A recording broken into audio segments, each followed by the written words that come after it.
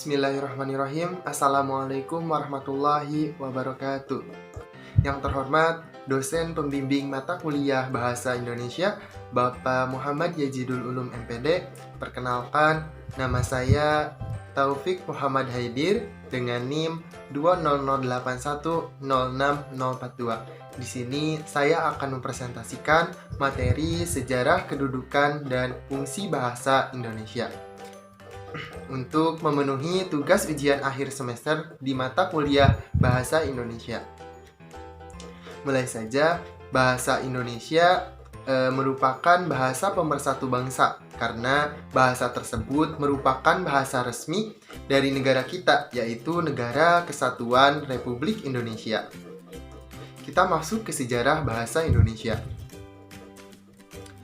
Sejarah bahasa Indonesia. Pada dasarnya, bahasa Indonesia berasal dari bahasa Melayu. Pada zaman Sriwijaya, bahasa Melayu dipakai sebagai bahasa penghubung antar suku di Nusantara dan sebagai bahasa yang digunakan dalam perdagangan, perkembangan, dan pertumbuhan. Bahasa Melayu tampak lebih jelas dari berbagai peninggalan-peninggalan sejarahnya. Misalnya, tulisan yang terdapat pada batu nisan di Minie Tujuh Aceh pada tahun 1380. Dan ada juga prasasti Kedukan Bukit di Palembang pada tahun 683. Ada juga prasasti Talang Tuo di Palembang pada tahun 684. Dan pada saat itulah bahasa Melayu telah berfungsi sebagai bahasa kebudayaan, yaitu bahasa buku yang berisi aturan-aturan hidup dan sastra. Ada juga berfungsi sebagai bahasa perhubungan lingua franca antar suku di Indonesia. Dan berfungsi juga sebagai bahasa perdagangan, di mana pada zaman dulu banyak sekali perdagangan-perdagangan. Bahasa Melayu juga menyebar ke pelosok Nusantara bersamaan dengan menyebarnya agama Islam di Nusantara. Perkembangan bahasa Melayu di wilayah Nusantara mempengaruhi dan mendorong timbulnya rasa persaudaraan dan rasa persatuan bangsa Indonesia. Oleh karena itu, para pemuda Indonesia yang tergabung dalam perkumpulan pergerakan secara sadar mengangkat bahasa Melayu menjadi bahasa Indonesia dan menjadi sebuah bahasa persatuan untuk seluruh bangsa di Indonesia.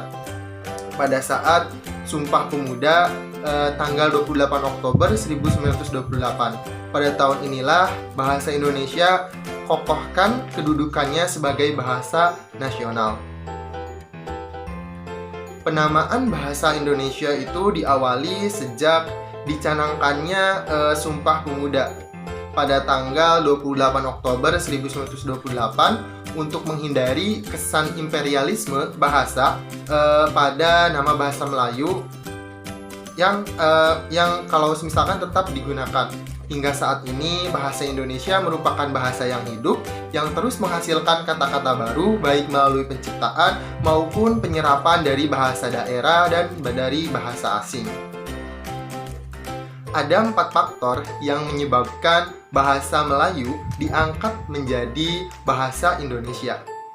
Yaitu yang pertama, bahasa Melayu merupakan lingua franca dan merupakan bahasa perhubungan dan bahasa perdagangan pada saat Indonesia dulu kala itu. Dan juga merupakan sistem bahasa Melayu itu sederhana dan mudah dipelajari oleh bangsa Indonesia.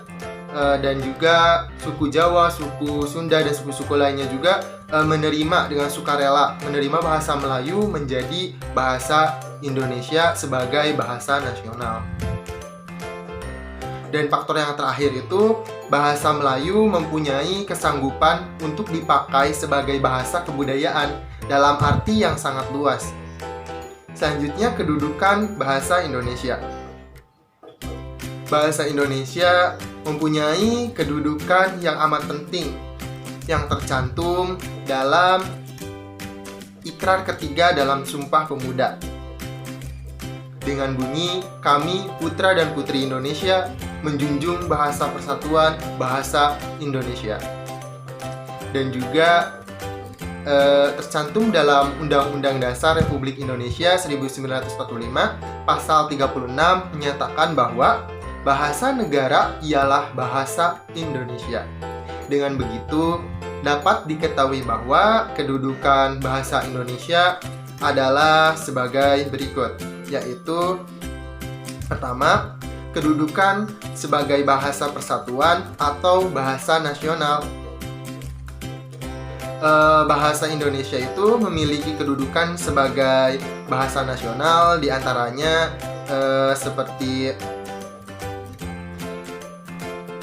lambang sebagai lambang identitas nasional, yaitu bahasa Indonesia merupakan jati diri bangsa Indonesia. Selanjutnya juga digunakan sebagai alat perhubungan, karena hal ini dikarenakan bangsa Indonesia itu yang terkenal akan ragam suku dan bahasa yang sangat banyak, dan berfungsi juga sebagai lambang kebanggaan terhadap bangsa. Yang kedua, kedudukan sebagai bahasa negara. Bahasa negara di sini yaitu sebagai bahasa primer, yaitu bahasa yang baku yang seringkali digunakan dalam kesempatan yang formal.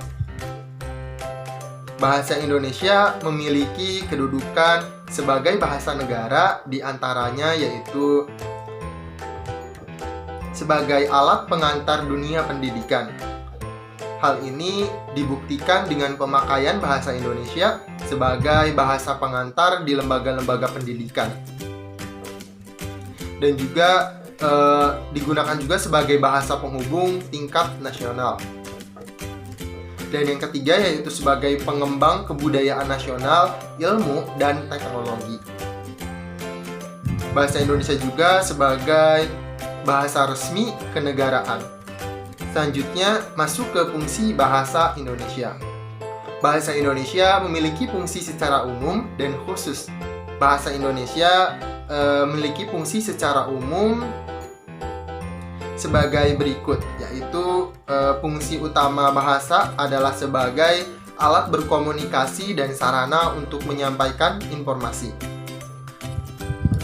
Tapi pada dasarnya bahasa lebih dari sekedar alat untuk menyampaikan informasi, seperti mengutarakan pikiran, perasaan, maupun gagasan. Tetapi juga bahasa juga berfungsi sebagai beberapa tujuan, seperti tujuan praktis, yaitu mengadakan perhubungan pergaulan antar individu yang digunakan dalam keseharian, dan juga sebagai tujuan artistik agar manusia itu dapat mengolah bahasa dengan baik, dengan seindah-indahnya, seperti halnya penggunaan dalam puisi, pantun, dan sebagainya. Selanjutnya juga sebagai kunci untuk mempelajari pengetahuan-pengetahuan lain di luar kebahasaan, dan juga sebagai bekal untuk mempelajari naskah-naskah tua yang berguna untuk menganalisis latar belakang sejarah manusia selama kebudayaan dan adat istiadat serta perkembangan bahasa itu sendiri. Dan ada juga fungsi secara khusus, yaitu fungsi bahasa yang secara khusus bagi masyarakat, contohnya adalah sebagai berikut, yaitu sebagai sarana komunikasi antar anggota masyarakat, dan juga bisa digunakan sebagai sarana integrasi dan adaptasi, misalnya integritas kerja dalam sebuah institusi.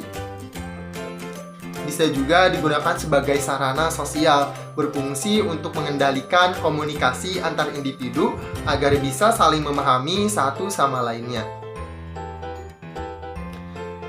Dan bisa digunakan juga sebagai sarana ekspresi diri. Hal ini dapat dilakukan dari tingkat yang paling sederhana sampai paling tingkat yang kompleks atau tingkat kesulitan yang sangat tinggi. Terima kasih. Hanya sekian presentasi materi dari saya. Mohon maaf apabila ada kesalahan kata yang saya tidak disengaja. Terima kasih atas perhatiannya. Wabillahi taufiq wal hidayah. Wassalamualaikum warahmatullahi wabarakatuh.